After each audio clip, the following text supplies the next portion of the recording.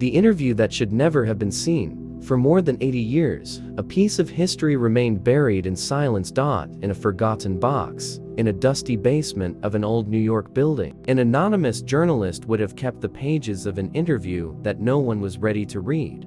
The interviewee? A man who was never ordinary, a name that transcends time, laden with mystery, genius, and misunderstanding. Nikola Tesla. Tesla was not just an inventor, he was a dreamer among machines, a poet of physics, a visionary who claimed to hear the music of the stars and see the invisible architecture of the universe. But in this interview, he does not talk about alternating currents or energy towers. He talks about God, about life after death, about what we are, and what we have never stopped being. Imagine a man who saw the invisible with the eyes of science, a genius who firmly stated that death does not exist, and that everyone who has passed through this earth is still here, in another form, at another frequency. Why was this interview forgotten for so long? Maybe because Tesla talked too much, or maybe because he spoke too soon. He did not fear challenging dogmas, neither those of religion nor those of science. When asked about what comes after life, his answer did not come from a dogma, but from a certainty. Everything is energy, and energy does not die.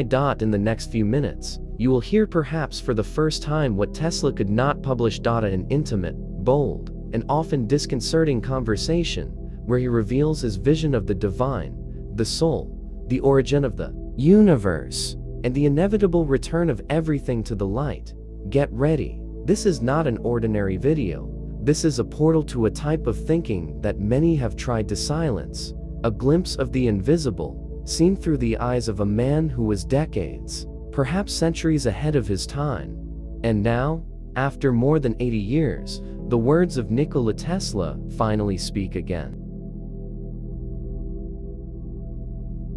The energy that never dies. Everything that exists is condensed light. Nikola Tesla did not speak of the soul as a mystic. He spoke like a scientist who had already seen the invisible with well-trained eyes. For him, matter was just a temporary illusion, a concentration of energy in a visible form, like ice formed on the surface of the ocean. He calmly asserted something that, at the time, sounded like heresy to physicists and absurd to the religious. Everything is light, and the light, even when we don't see it, never disappears. During the interview, he recounted an experiment in which he observed a beam of light disappear, collapsing into a single point in space. It wasn't a trick. It was a revelation. The energy of the light hadn't vanished. It had merely changed form, frequency, state.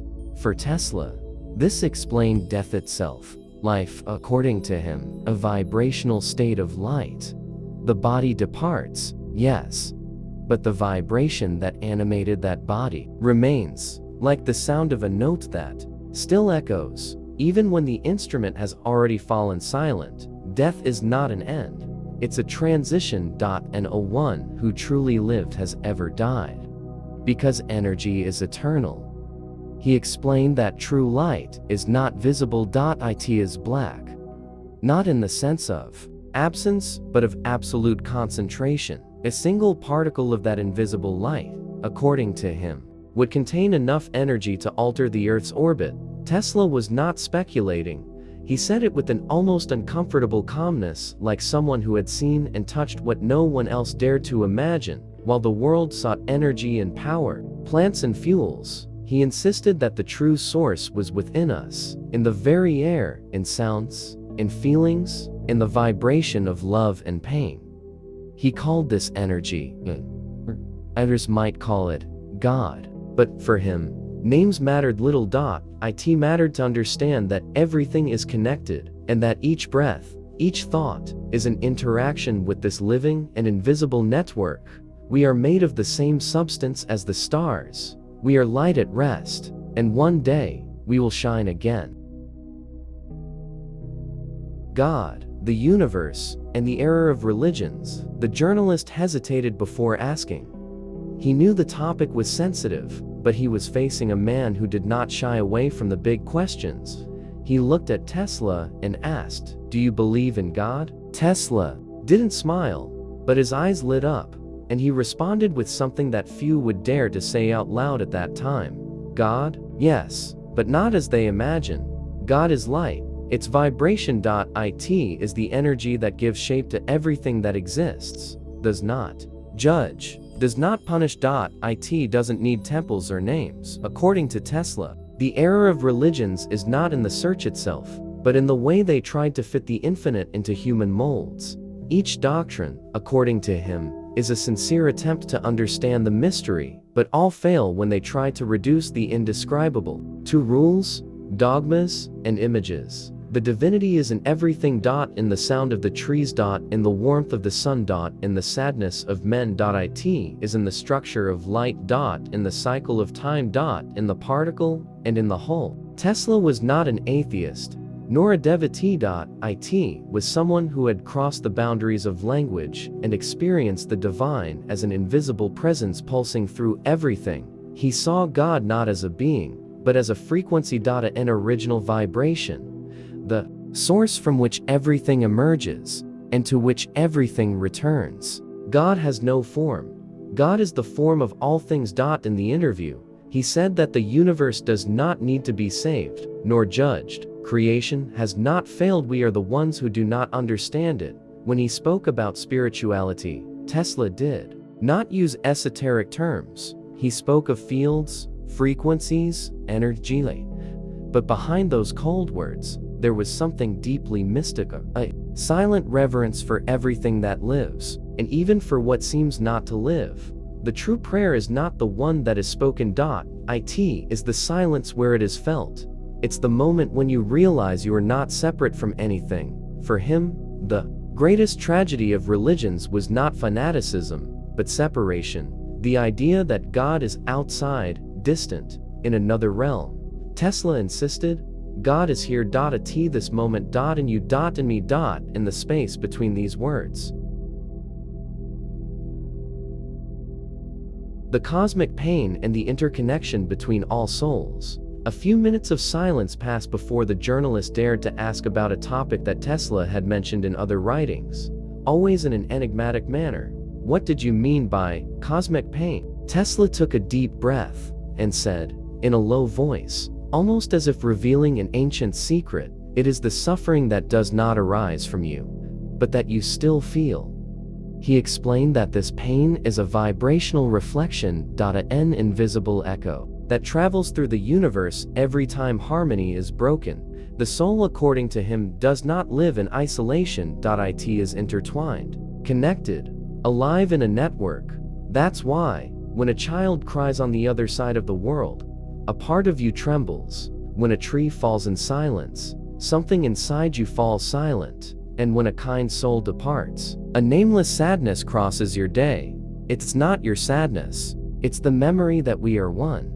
It's the soul saying, something in me has also broken. Tesla said that this cosmic pain is the silent disease of humanity. It is behind wars, diseases, anguish, obsessions. It does not arise from evil, but from disconnection, from the forgetting that we are all intertwined by invisible threads. The entire universe is a network of vibrations. Every action, every thought, generates a wave that touches the whole. This idea, for him, was not poetic. It was scientific.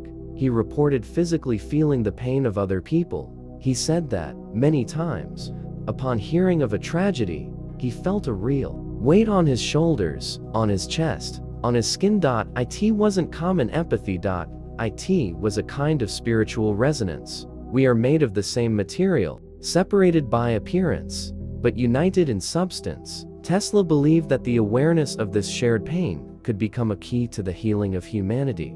Because, once we feel the other is part of us, we can no longer hurt them. We can't ignore him. And, he said more, the true revolution will not come from technology, will come from consciousness. The day humanity wakes up and realizes that hurting others is to hurt oneself. That was what he called awakening, the awakening of open eyes. But, from hearts remembering what they always knew, that we were never alone. death, return, and the secret of the black light. The conversation had already touched the invisible, but when the journalist directly asked about death, Tesla did not hesitate. He looked ahead, as if he could see something beyond the wall, and said clearly, "Death does not exist. What we call the end is just the return curve." For Tesla, the body is a temporary form, a suit made of condensed light. When that form dissolves, the energy that animated it does not disappear. It merely changes state. We are waves, vibrations. When a body dies, the wave continues and returns to where it always belonged. Tesla compared death to a wave returning to the ocean. You no longer see the form, but it never stopped existing. The essence returns to the origin, to the vibrational field we call soul, source, God. And then, he spoke of something that few could understand at the time. He mentioned the black light. The true secret lies in the light we do not see. The black light, the one that contains everything and reveals itself in nothing. This light, according to Tesla, is the origin of everything. It is the primordial substance of creation. An infinitely dense point of energy and consciousness, pulsing silently behind all forms. He reported that in his experiments with electricity, he had witnessed phenomena where the light disappeared before his eyes, as if it were being sucked into an invisible point. He called this a star devouring itself. Today, we call that a black hole, but for Tesla, that was more than a cosmic event. It was a symbol, a reminder that every form, one day, earns to formlessness, and that disappearance is just the beginning of a new vibration. Death is not a fall, it's fusion, a reunion with what we have always been. And then he said, with a serenity that silenced the room, "You will not die.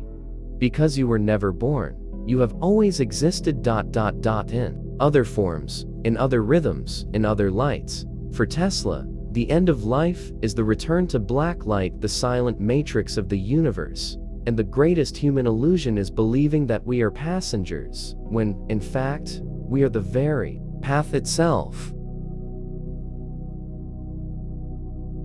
The future of humanity and the victory of light. After talking about death, the journalist remained silent for a few seconds. He expected to see in Tesla some trace of pessimism, frustration, disappointment with the world. But what he found was the opposite.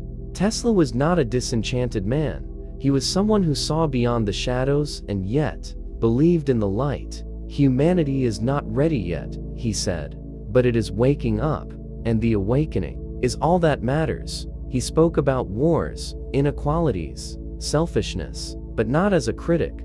He spoke as someone who understands that error is part of learning, that chaos precedes order. The greatest force in the universe is kindness, he stated.